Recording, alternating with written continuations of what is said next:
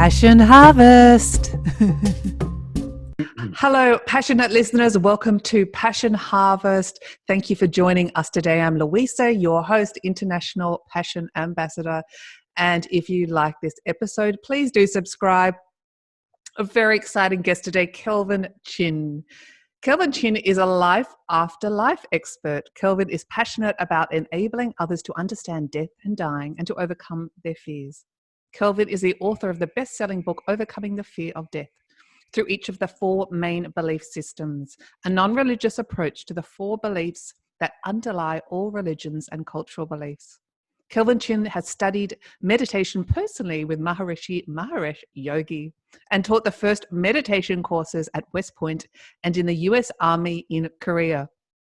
Kelvin has developed a teaching methodology he calls Turning Within. Kelvin has had many experiences piercing the veil over the past 35 years, and his past life memories reach back 6,000 years. Kelvin is a graduate of Dartmouth, Yale, and Boston College Law. He is a frequent speaker at conferences worldwide. This is his story, and this is passion. Kelvin, welcome to Passion Harvest. Thank you so much, Louisa. It's great to be here. I'm so happy to have you on the show. I always like to give it a little bit of a background to our audience about a little bit about yourself and some pivotal moments in your life that have got you to where you are today. Sure. Yeah. Well, let's see. How far back do we want to go? We'll talk about this. Just whatever comes to you. Yeah. I mean, it's interesting. I guess I say I guess because I was told this by my aunts, who were obviously older than I was. When I was 2 years old, I had communications with what they considered my invisible friends, who I described to them in some detail when I was 2 years old, playing in my grandparents' living room when I would go visit them, because they were still living at home. My mom was the eldest in the family, got married first. And so I guess that's my first experience, according to these third-party witnesses, when I described this to them, and which I had forgotten until they told me when I was a teenager. I learned to meditate after that when I was 19 years old. So that was a pivotal moment for me. As you said, I studied and learned transcendental meditation back then, 1970, and I studied personally with Maharishi Mahesh Yogi. Was an international leader in this organization. So I was with the organization for about 10 years, and then I moved away from it when they went in a different direction. But in the middle of the 70s, that's when I started having past life memories. It just kind of spontaneously popped up out of nowhere, and out of somewhere, but somewhere, but not something I hadn't been studying it or reading it or anything, and just there it was. I started having memories from not this lifetime. And then in the mid 1980s, again, spontaneously, I started getting communications from the other side. So various beings, angels, archangels, dead people, people I didn't know, people I did know, etc. And all of that has continued, both the reincarnation memories and the communication with the other sides continue to present day. So that's kind of the spiritual self-development side of me. And then I had a business career for decades, raised a couple of children, and had a family of 4 of us, and so forth. And a normal human life. That other side. Yeah. I had the other part of me, whatever you call that. Yeah, and then the public-facing side. Although I was publicly teaching meditation and helping people with death and dying issues and grief and so forth for all those years on the side, and now I've been doing it, as you know, full-time through my nonprofits for the last 6 or 8 years now. I've got so many questions to ask you after this. This is so exciting. I'll try and do it sequentially. So Okay. just so I'm not all random talking. Meditation, I feel, for me, is such a powerful practice. If someone wants to get into meditation or looking for meditation, what is your advice? My advice is to find a technique that's easy for 2 reasons. Number 1, if it's easy, you'll do it. If it's too difficult, you won't. Number 1, easy. Number 2, as effortless as possible, and in terms of the actual technique itself. Why do I say that? Because really what meditation is essentially is opening ourselves to ourselves. And so to do that as automatically and effortlessly as possible without fighting the mind chatter that everybody has going on all the time is going to be the most effective way. Not to fight it, not to resist it. So as easy and effortless as possible without focus, without controlling the mind. That's what I mean when I say easy and effortless. No directing the mind, not trying to clear your mind of thoughts. Because if anybody has ever tried to do that, you know, from your own experience, if you've tried to do that, it doesn't work. Trying always creates more activity in the localized conscious area of the mind. That's a fundamental principle of every human mind.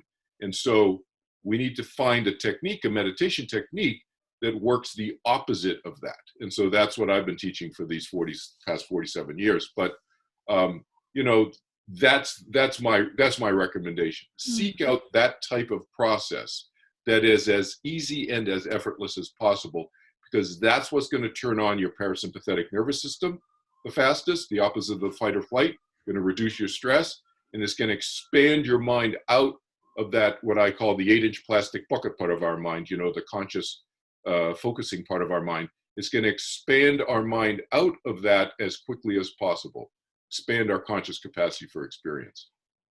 And I can only talk from personal experience. The more you practice, like anything, whether it's exercise or any activity, I wouldn't say the better you get, but the more you're able to detach yourself from the ego or the mind. Yeah, I think it's the familiarity with the process, and then that leads to familiarity with our own minds. And so to me, meditation distills down to allowing our mind to experience itself in this different way that we happen to be labeling and calling meditation. But essentially, any meditation technique is really, in its essence, our mind's experiencing itself. Now, people may say, whoa, my mind is like all over the place all the time. I'm not talking about that, only that part of our mind. I'm talking about that part of our mind and the expansiveness, the vastness of our mind. So that's really what meditation is all about, getting comfortable with that, familiar with that. And as we get more and more comfortable with that, that allows the conscious capacity of our mind to expand its capacity for experience. So that's been my experience, and that's the way I teach the technique, and that's what my students experience right in the first few days and weeks even. Very interesting. I mean, can I call you a meditation expert? If you don't mind me asking, your personal practice, what period of time do you meditate for a day? Does it change? Is it? Yeah, it's interesting. It's not what most people think. Most people think, and I say this in my classes when I'm teaching my students, it's a 4-day class I teach them. And in fact, I just taught a new person today. I teach private classes and group classes. I tell them this right up front, that typically they're thinking that, oh, I've been meditating for 50 years now. This is my 50th year of meditation, 50, which is like, it's amazing. I know, it's like crazy. I don't even feel that old. Anyway, so well, of course not. You're meditating all the time. I know. How did that happen? But they incorrectly think, oh, you've been meditating for 5 decades. You must be meditating 2 or 3 hours or 4 hours a day or whatever. No, it's actually the opposite. The more years you meditate, the less time you have to spend in meditation, because turning on this, what I call the opposite of the fight or flight switch, or the parasympathetic nervous system, which expands our conscious capacity, that becomes so familiar to you that you can turn it on just immediately. And so that's what my students experience just in a matter of months of learning. So it doesn't take years. And so as a result, the amount of time you need to spend in meditation is not that great. So I tell people 10 to 15 minutes twice a day is all they need to do. And then what I do, to specifically answer your question, is I will sit, and if you were sitting here in the room with me, Louisa, and this is how you would know when I was done, because you'd see me get up, and I always go and lie down. So I recommend that all meditation students should always have a resting period after the meditation. If their teacher has not told them the importance of taking a resting period after the meditation, that's a big red flag. That's a mistake. They need to rest afterwards. Otherwise, you risk canceling out all the benefits of your meditation by coming out too quickly. So the way you would tell is you would see me get up from the chair over there, and then I'd walk across the room, open my eyes up so I don't bump into my exercise bike and everything else here. And then I'd go lie down and close my eyes again and do a rest period. So you would see me get up anywhere from 5, 10, 15, 20 minutes. It varies, but it's within that range that I get up. I don't time my meditations anymore. And I tell my students, after a few weeks, you don't have to time yourself anymore, unless you need to get someplace, of course. But then I go lie down. Here's the big difference. I will go lie down after the technique part, and then I'll lie down and rest for 10, 15, 20 minutes, half an hour, sometimes an hour. Usually 15, 20 minutes is I rest afterwards. So it's a longer rest period. The more decades you meditate, it's not the longer the meditation, it's the longer the rest period afterwards, because that becomes meditative, if that makes sense. Your neurophysiology isn't even changing from that. It's still in the meditation physiology in your rest period. Does that make sense? Yes, it does. It's very interesting. I haven't heard about how significant the rest period is. Huge, yeah. Not many people teach that. It's a mistake. I'm just telling this to all of your viewers who do meditate. They don't have to do my meditation technique. They need to take a rest period afterwards. They'll find that the benefits they get from their meditation will skyrocket. It'll be exponential. They should rest at least, I tell my students, 5 to 10 minutes minimum. They can rest longer afterwards if they want to, if they want to just, rest. And you can rest sitting or lying down. I prefer to lie down, but obviously you see me back when we can travel again. You see me in an airport lounge, I'm not going to be lying on the floor. Why is that guy? Dial 911. Why is that guy lying on the floor? No, I just sit there with my eyes closed. That's fine. But a resting period. Depending on the circumstances. Yeah. Fascinating. And I really want to talk about removing the fear of death, but I'd also like to talk about your past life memories that you've spoken about. And were these during meditation that they were revealed to you? Yeah. So it's interesting. Sometimes yes, sometimes no. But the very, very first one that I had, I didn't even know was a past life memory. So it came to me in 1977, around the beginning of. God, you're good with dates. I couldn't do that. Well, yeah. I mean, I know. The reason I know is because later in 1977, I know that I was on a meditation course when something else happened that connected me to the dream that happened in the beginning of 1977-ish. That's how I know it was definitely 1977, because I know when I was on that meditation course. But I don't know. I was not keeping track of things. I didn't keep a journal or anything. I never thought I'd be talking about past lives and stuff. I talk about with a very close, small group of friends, and we thought, big deal. So what? How does it help us today? Who cares who we remember, who we were, and so forth, and what remember. But the dream that I had was a very emotional dream in the beginning, sometime of 1977. And it was so dramatic for me, dramatic, I don't know if it's the right word, but it was so intense emotionally for me that I woke up and I felt like, we've all had those kind of dreams. You just felt up like you felt like you can't get out of the dream almost. It's like you emotionally, you just bathed in it emotionally, if that makes sense. All consuming. Yeah. I mean, just whoa.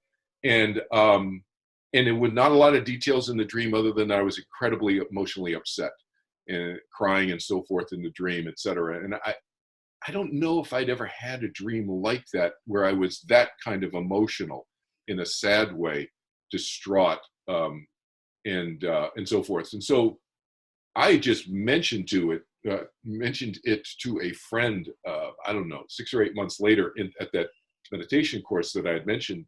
So it was like November to December, we were on a 2-month long meditation, like every day meditating. We were in Switzerland with Maharishi and a group of people and so forth. There were people in different hotels.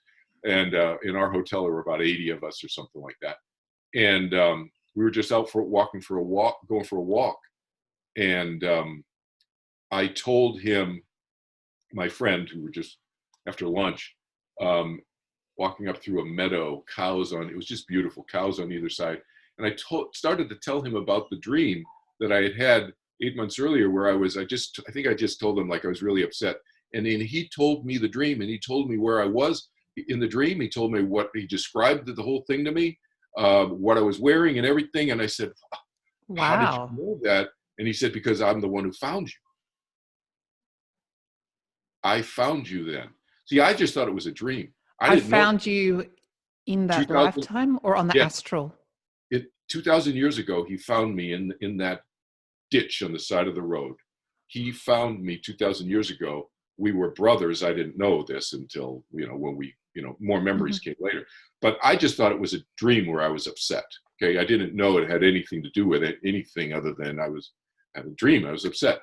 And he said, well, you've been meditating in this hotel here, and for the last 2 weeks, you've been flipping over on your back, and you've been crucified. You said you're being crucified. You feel like you're being crucified. And I was upside down, being crucified upside down. Yeah. And he said, who was crucified upside down? And I said, no.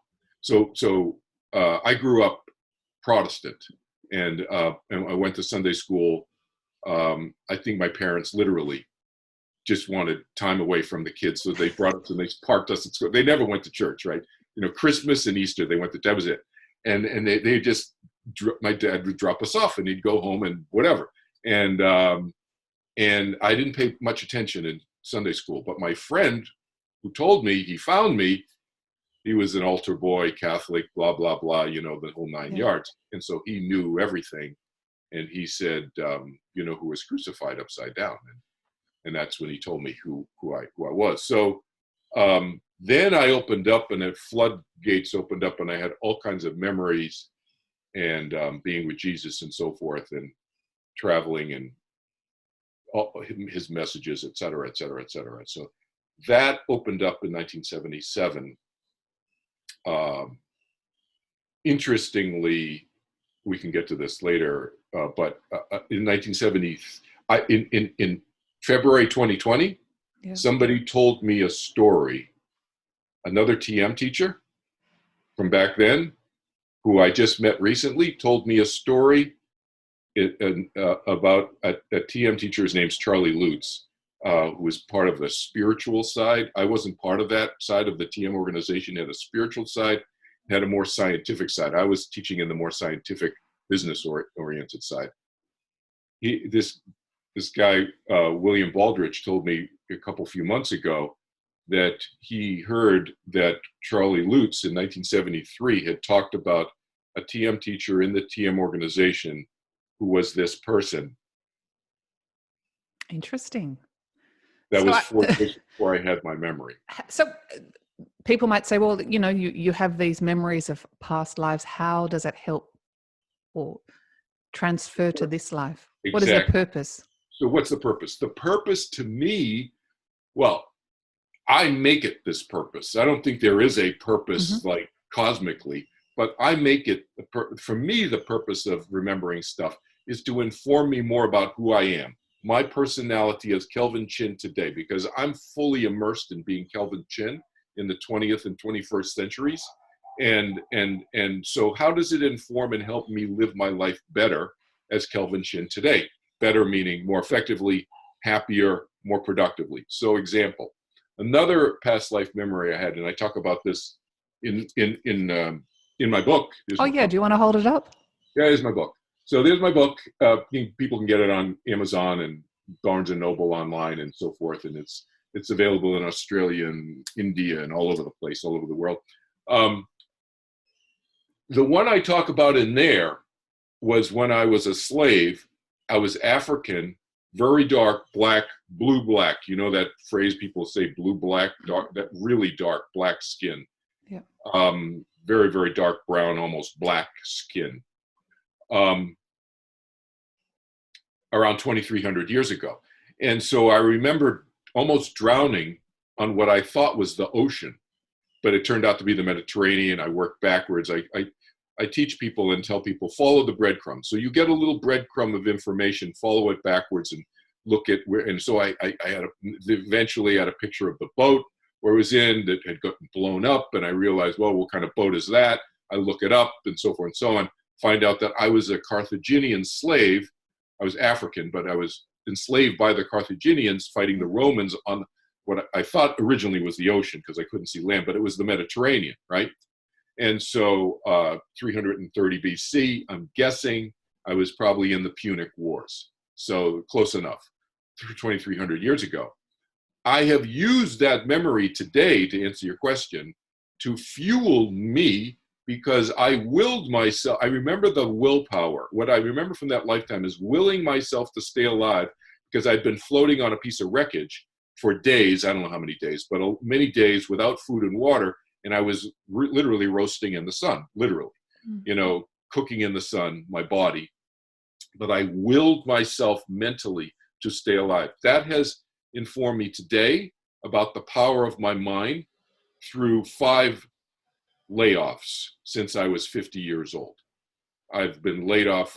Company gets bought, and then they get rid of all the senior executives, and then another company gets bought. That's happened to me 5 times since I was 50. And there's major age discrimination, regardless of what anybody says. Doesn't matter what the laws are. You can't prove that. They never look at your resume, right? Mm-hmm. And they'd see what my experience is. So that has pulled me through my mental willpower from that 2,300-year-old lifetime. Very interesting. That's one example. I mean, I love it. And my final question, and I don't want to talk about this the whole time, is, are the lives not past lives, but lives that are happening now, since everything is now? Yeah, my experience is that everything is in the continual present. So that there's a difference between everything is happening now and everything is in the continual present. So everything is being experienced in the continual present, which is continually changing. The present, every split second goes, that's the present, no, that's the present, that's the present. We're actually in the past now, by the way. Exactly, right? So as a result, my experience is not that, I have about 24, 25 different lifetimes over the last 6,000 years that I remember. I've had more than that, I'm sure, but there's about memories from about 25 of them. They are sequential. They're not all happening now because we are always in the continual present. I think that confusion comes from when people go to the other side, their experience of time and space is very different. People will often come back and say that there's no time and space on the other side. I've had many experiences on the other side in this lifetime. I can come and go. And so my experience is that time and space is extremely different on the other side. I use than here.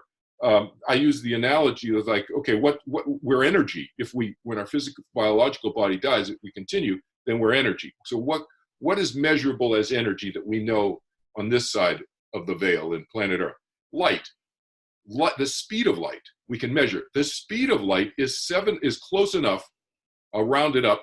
It's like 692 million miles an hour. We'll round it up, 700 million miles per hour. That's 8 times around the equator in 1 second. 1/8 of a second to get around planet Earth. That's how fast the speed of light travels. Now, I don't know if we can travel as fast as the speed of light on the other side, but we can travel really fast. I know that from experience. Now, you can see where people would say, well, I was on the other side and I was on this planet and then I was on this planet, in a split second, whatever. In a thought, a moment. Or... In a thea, yeah. It's you can be in the same place at the same time, not actually, but because time and space are so different. And the other thing is, what's time? Time is a measurement of change. So if we can experience the other side, it has to be in the field of change. It's not outside the field of change, it's within the field of change. And if we can have experience, and we experience individuality, we can have communication with beings on the other side and so forth, people can have that experience, there is change there. It's just the change is very different from here. So the subjective experience of time is different. That does not mean that time doesn't exist. So I think that may be where this notion of all our lives are happening at the same time comes from, because there's a conflation, a confusion of this very distorted, different experience of time and space that people can have, not just on the other side, but just within meditation. Just talk about meditation. Those of your in your audience who meditate very often have distorted experience of time space within a meditation. It feels like 2 seconds went by and you may have had your eyes closed for half an hour, right? Mm-hmm. It's the same half an hour. It's not that time didn't exist. So people will figuratively use that expression, time didn't exist in my meditation. Well, no. You're still within the field of change. Time did exist. Your watch didn't break, but your subjective experience, yes, was really distorted and different. That was great. Thank you for explaining that. Really good explanation. So I just want to ask you about your experiences on the other side. You were talking about the other side. What is the other side, and what are some of your experiences?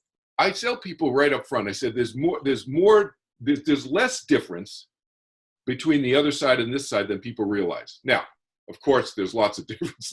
We don't have biological bodies and blah, blah, blah, and physical hard objects and dense, vibratory field and all of that. But I think it's instructive for people to understand that the other side is not as different as this side in terms of things like what we've already talked about, but also especially this, our mind, our consciousness, our soul, our spirit. I use the word mind, by the way. You'll hear me use the word mind. Soul, spirit, consciousness, awareness, same thing. Okay, so you're referring to mind as the soul. Yeah. I use mind because I work across now 42 different countries now. So I work across cultures and religions, doesn't matter. People come to me and I help them deal with all of these issues. And I want to use language that they can understand easily, but I'm not talking about the 8-inch plastic bucket, just conscious mind. I'm talking about mind. Okay. You're not talking about the brain. Yeah, no, I'm not talking about the brain. Exactly. So exactly. So there's less difference. What does that mean? That means that when we physically, biologically die, and notice that I've inserted just recently, within the last several months, the word biologically, because instead of just say physically die, because if you get a physicist who's very, very nitpicky with you about physics, he or she could say correctly, and I would agree with them, that when you die, if your energy is continuing, and it's an identifiable, what I came up with this phrase, identifiable energy form, your individuality continues, identifiable, it's energetically identifiable, then there's still a physical something there. Okay, energy. A residue. Yeah, something, but not biological. So I say, when we go to the other side, our mind, our soul, our spirit, our consciousness continues, it's identifiable, and we take it with us. So that means we can take our fears with us too. That's why I do what I do, as you know, in my work. Mm-hmm. What am I doing? Helping reduce people's fears, not just about death and dying, but about anything. Anxieties, fears, and so forth, which are mentally created. And it's influenced by our body for sure. And they can deposit stuff in our body. We know cortisol, lactic acid, chemicals, so forth, imbalances. But mentally created, because fear is caused by the anticipation of unhappiness. So my whole thing is to try to reduce fear, because my experience is we take our minds with us. Well, I'm preparing, I don't always say this, but to your audience, they would understand this. I am preparing people not just to live now in the present, in the continual present now, but also in that continual present, which will be, my experience, after they physically, biologically die on the other side. So I want them to be as fear-free then, so that they can enjoy the other side maximally as much as possible. Now, when we physically, biologically die, do many of our fears drop away? Yes, because our fears that are associated with our biological body aren't there anymore. We don't have a biological body, right? But could we take other fears with us? Yes. And so I do whatever I can in my work to try to reduce that. That's what Jesus was intending to do 2,000 years ago. helping people overcome the fear of death. That's what he saw his resurrection as a tool to be used to demonstrate that, when he saw that the religious and political forces at play at the time in Jerusalem were leading to his crucifixion. So he knew he was going to get murdered, but he intentionally used that to demonstrate, and he came back and showed himself to us 10 or 12 times afterwards. He used that to demonstrate the continuing life of us as a consciousness, soul, spirit, mind. Fear is such a big thing. I mean, well, obviously, maybe I still have fears, but for many years I lived in fear. I don't anymore, will I say that? They probably all come up from time to time, but I call fear the destroyer of dreams.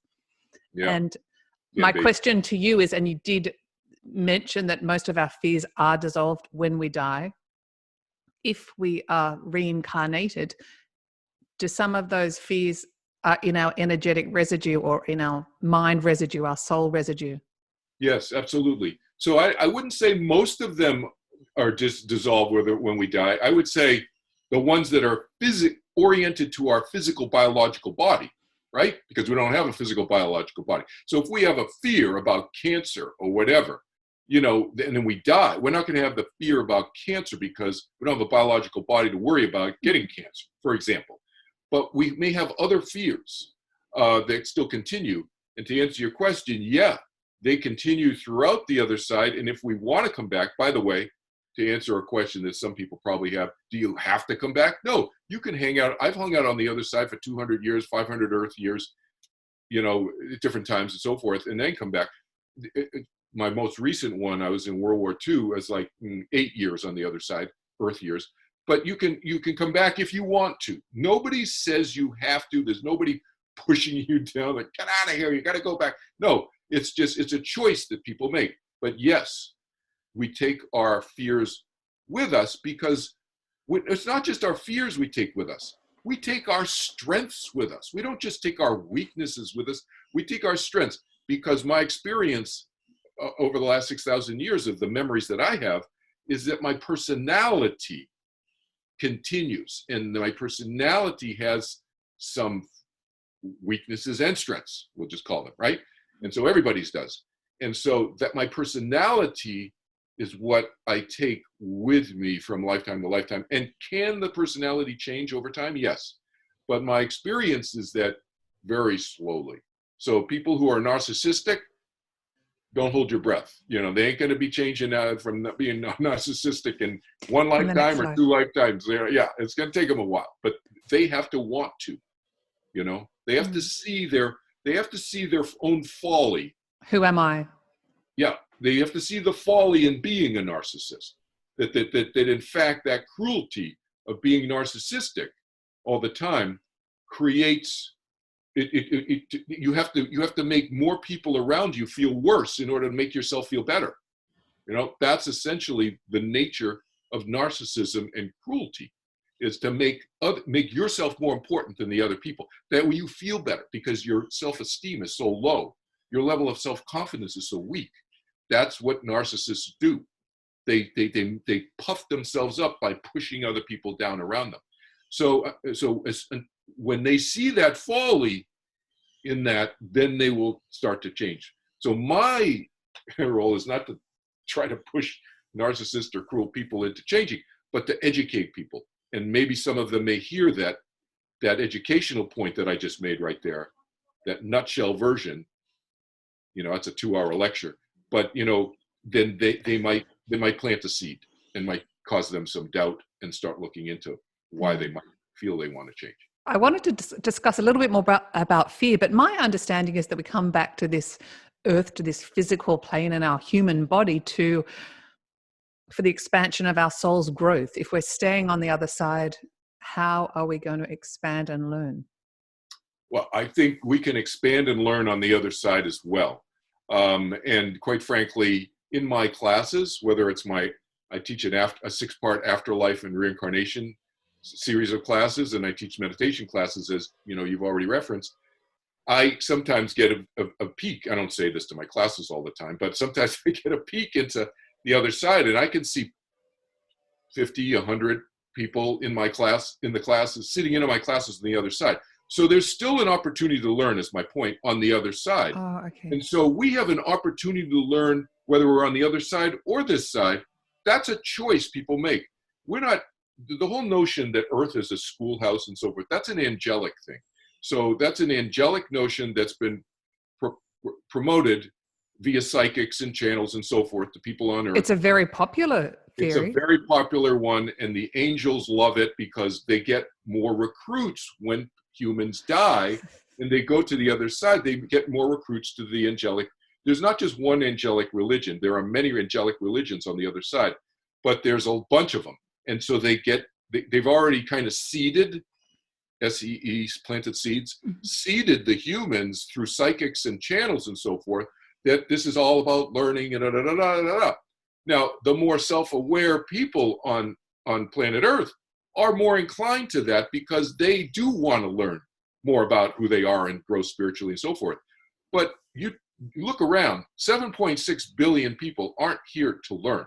So, some of them are here just for the soft serve ice cream. And I mean that seriously. I mean, they came back because they were maybe bored or whatever, or they wanted to procreate or who knows what, and they came back to planet Earth, seriously. And so there's a small percentage of the population that you're describing who absolutely are here to learn. And I'm here to learn, but not everybody else is, you know? And so people have choice. Human minds have choices. And so some have chosen, absolutely, to come back and learn and to work out relationships or, you know, have certain soul contracts with other people and so forth and so on, whether it's family or friends or who knows what, or business, whatever. But not everybody has been that strategic. Because if you think about it, not all minds are strategic. How many of the minds that you know that you just bump into in the supermarket are strategic about how they're living their lives? Yeah. Most people are just opportunistic. Very interesting. I get this question all the time. Why would we come to this earth if there's so much suffering? Yeah, it's so the reality is that, first of all, you don't have to come to this planet Earth. You can go to other planets. I have memories living on other planets as well. So there's nothing that forces you to come back here. This is a choice that people make. And I think that one of the reasons people choose to come back here, it's not that they're looking for suffering. So I think they got to flip it around. It's like, why would people choose to come here even though there is suffering? In other words, they're not coming here because there is suffering, okay? Mm-hmm. So they would come here, I think, primarily, again, we'll just, for ease of discussion, we'll just bifurcate and this is oversimplify things and say the people who are strategic and the ones who are not strategic. The ones who either group is coming back here, I think, for familiar reasons. It's very familiar. It's familiar. People tend to gravitate. You think about, that's why I mean when I say there's less difference between this side and the other side, think about how a mind operates. A mind operates no differently on the other side than it does here. It just doesn't have a physical, biological body. So do we gravitate towards things that are familiar? Yeah, people get into patterns of behavior, et cetera, et cetera. So it's logical. It makes perfect personality, mind sense that a person would choose to come back to Earth as opposed to go to a different planet where they don't, the gravity's different, the value systems are different, blah, blah, blah, blah, blah.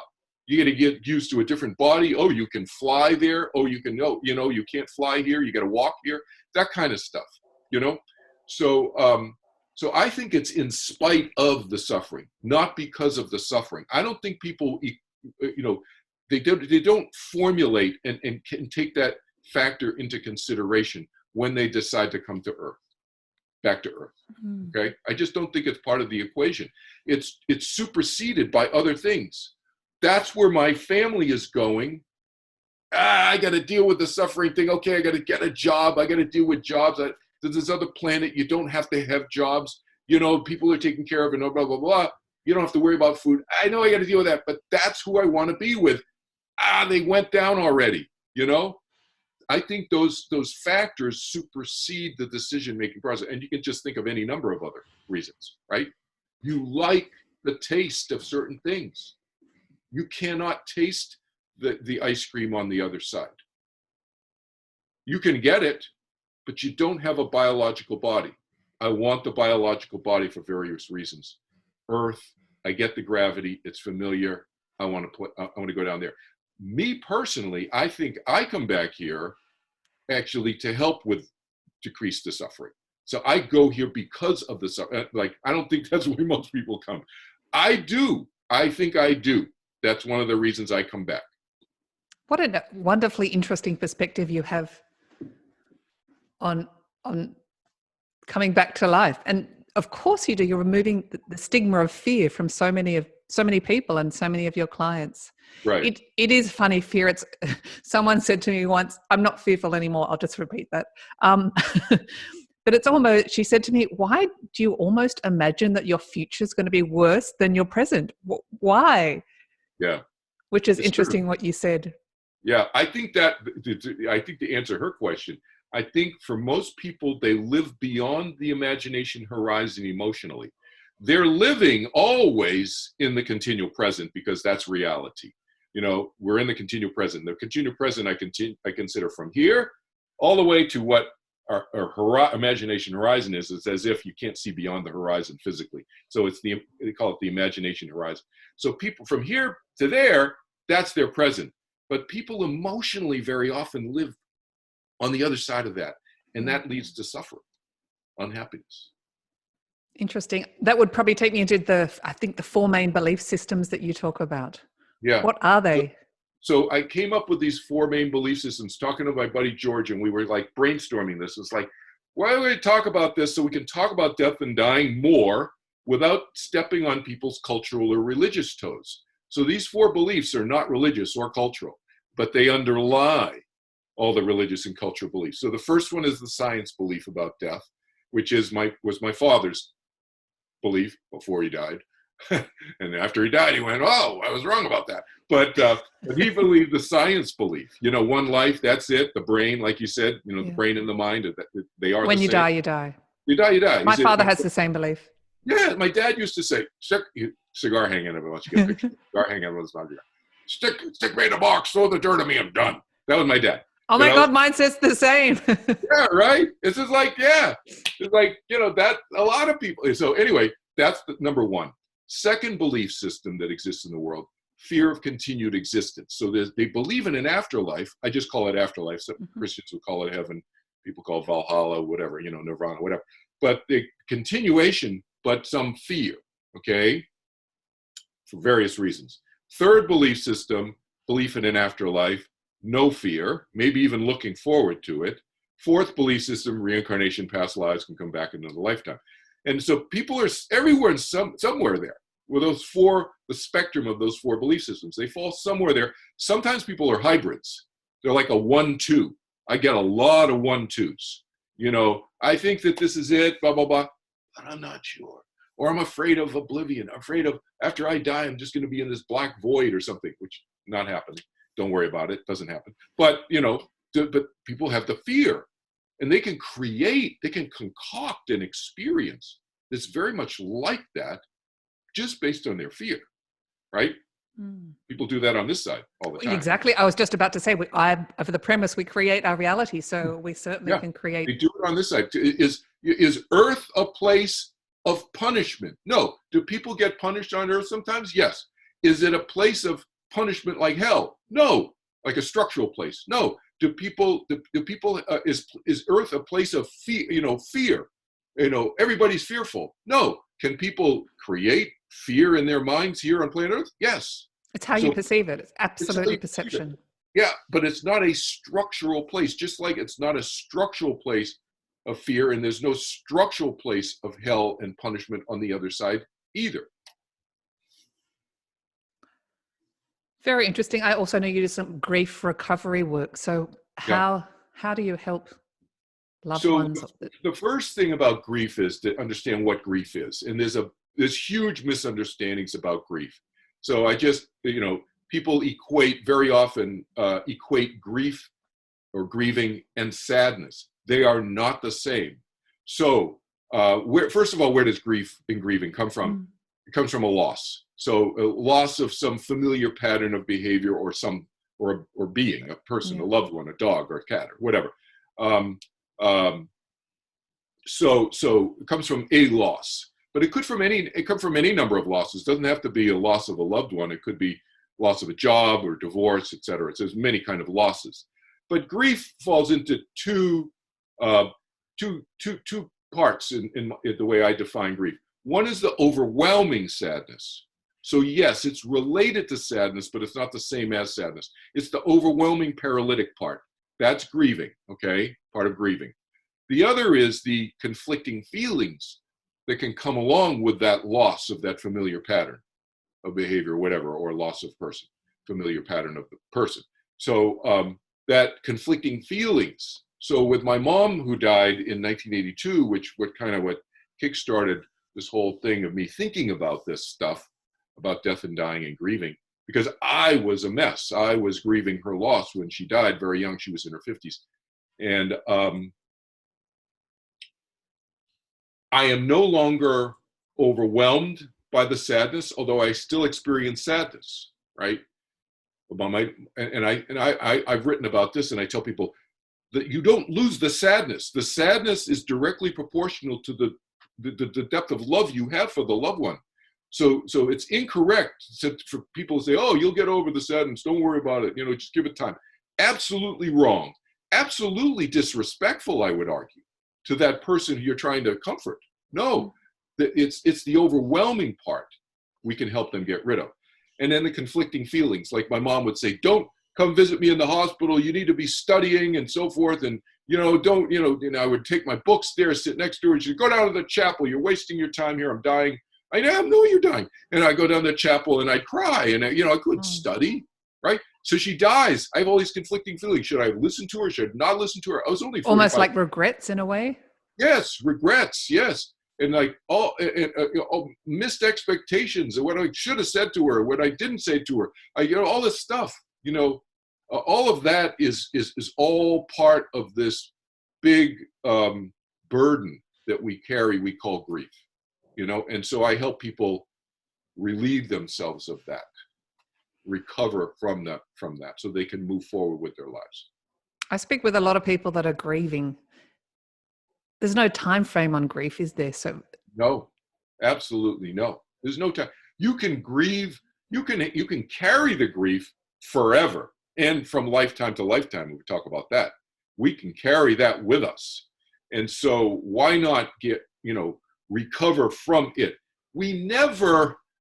I don't like the phrase getting past it, because it's almost like it implies you're going to forget about the loved one who you lost or whatever it is. No, you don't forget, but you can be unencumbered by it. That's what we can get a place to. So that unencumbered place where we can then begin living our lives free from the binding influence of the grief. That's the distinction. Almost like, because it can be, and it is very often all-consuming. You can't do anything else when grief comes to you. Can be, and I experienced it. It was all-consuming for me back then, yeah. And so I know what that feeling feels like. And for every person, it's unique. It's individual. Everybody's unique, experiences it differently. But it's debilitating is the bottom line. And so how can we help people get past the debilitation of this? That's the issue. We still experience the sadness, but then it's no longer debilitating. We don't have the conflicting feelings anymore, although we still have the feelings without the conflict. That's the issue. That's where we want to get to, right? And so that can be done. I know you talk a lot about happiness as well. Yeah. We don't have 4 hours to chat, but yeah. How do you find happiness? Well, first of all, so what's happiness, and what is? You asked me earlier, like before we went on recording, about passion. How do people follow their passions? And this flows into this happiness idea. So what passion is caused by the anticipation of happiness. So passion is the emotion caused by the anticipation of happiness. I love that. Yeah. And just like fear is the opposite. Fear is the emotion caused by the anticipation of unhappiness. Yeah. Right? So passion, talk about happiness, is the emotion caused by the anticipation of happiness. So what can we do? We need to look for things that make us happy. Find stuff that causes that. But here's where the rubber meets the road, is that, that's easy to say, but then you start going down that road and you find things or relationships or people or friends and so forth that start to not meet that end, right? That expectation is. Yeah, and so then what do you, because it's not meeting your anticipation of happiness, now it's going to cause you unhappiness. So we need to ask ourselves, I think, regularly, is it in our interest to continue to pursue whatever that is, the X, the Y, the Z, fill in the blank, right? And then the other thing that I think is useful is to find someone or someone's group of people, whatever, who have a similar passion. Because if they have a similar passion, then you kind of ask them and say, hey, what's it like? Da, da, da. You kind of get their advice, right? Their input, rather than going to somebody, who doesn't care about flying airplanes. You don't want to talk to them about what, your passion about becoming a pilot, right? You want to talk to pilots, because they obviously have a passion about it. So find somebody who has similar passion and, pick their brain, that kind of thing. But I think a fundamental piece of that, I mean, there's been many books written on that stuff, but I think a fundamental piece that's missing is the turning within part, right? I was just about to say that. Right? It's the turning within, because what does that do? We talked about expanding our conscious capacity for experience. What does that mean? That's expanding your mind. That's making your mind more powerful. That means having a more powerful mind that can do all those other things that we talked about, but in a more clear, powerful, productive way, effective way, right? And also by turning within, what does that also do? The second thing that does is it aligns us more with what our desires and our needs are, as opposed to, the needs, wants. People have heard that distinction, right? Is your want really a need? We really need to align with what our needs are more, right? And so what emotionally drives us, and is that a need that by turning within, we get more in touch with our emotional patterns, et cetera, et cetera, et cetera, who we are, what drives us, that makes us more effective in terms of our seeking of happiness, right? I love the turning within, but I'd also have to say that turning within, all those wonderful actionable steps that you mentioned, turning within isn't relying on the external for happiness. It's only relying on the internal. So I often say to people, if you're relying on a lover or a person or something to occur, you're really giving away your power, your happiness to the highest bidder. Right. Yeah. In my book, I talk about this phrase, and it's probably 6 pages. So just to simplify it very quickly, it's borrowed from my friend Charlie Donahue, who is we taught meditation together in the 1970s, and he's a philosophy professor now. No surprise. He came up with this model, and he said all experience can fall into this model, conscious of X, Y, Z. Most people identify, like you said, they identify with the XYZs of life, who they're married to, how beautiful is she, or how handsome is he, what kind of job does he have, how much money do we have, what car do we drive, neighborhood, where our kids go to school. All of that's XYZ stuff. Charlie would say, you forgot about the left side of the equation, the consciousness side, the who you are side, the mind. You are the experiencer. Those are all experiences, objects of experience. We are the experiencer. So like you said, we need to connect with ourselves, turn within, connect with the experiencer, which is us, strengthen that bond with ourselves, expand our capacity of experience in our self-knowing. That's what self-realization is. And that's where our happiness really comes from. Our happiness comes from inside. It's the inside-out approach, I call that. It's an inside job. And always, when we're happy within ourselves, our experiences are happier as well. Happier. Even, I tell people, even the experience of getting a flat tire is less stressful if you're happier within. It's not Yes. that you like getting the flat tire. It's that you can handle it. You could even chuckle about it and shake your head, even if you don't like it. You I don't get agree. overwhelmed and stressed by it, because the objects of experience is not who you are. It's just an experience. It's just an experience. All right. Kelvin, I've loved having you on the show. Is there something, I'll leave it up to you. Is there something you'd like to talk to the Passion Harvest audience about? Oh, I think we've covered pretty much everything. I mean, just how to get in touch with me. They can Google my name, of course, Kelvin Chin, and all my websites will come. I have 4 different websites. Here's a quick tip for I'll you. put them all in the show notes, but please continue. Okay, here's a quick tip for everybody. So you don't have to remember all of them. You just go to kelvinchin.org, nonprofit, and you can go to the bottom of any page on any of my websites. If you find one of them, you can find all of them, because in the footer is a hot link to the other 3 websites. I guess I have 4 of them. So one of them is my books. One of them is Overcoming the Fear of Death. One of them is Turning Within, the meditation. And the other is my more spiritual website, Kelvin Chin. And they should also subscribe to my YouTube channel. So my YouTube channel is just Kelvin Chin, Turning Within. Or you could just Google my name and you'd find it also. Yeah, or look at the bottom of the show notes. They'll be there. Yeah. Kelvin Chin, it's been a passionate delight to have you on Passion Harvest. Thank you so much for your different perspective than what I've heard for a while. So thank you for sharing that with our audience and speaking so openly and honestly about your life journey. You're very welcome. Great to have you with you. Thank you for having me on. Thank you so much. Take care. Bye. If you like this episode, please do subscribe for weekly passionate, inspirational interviews.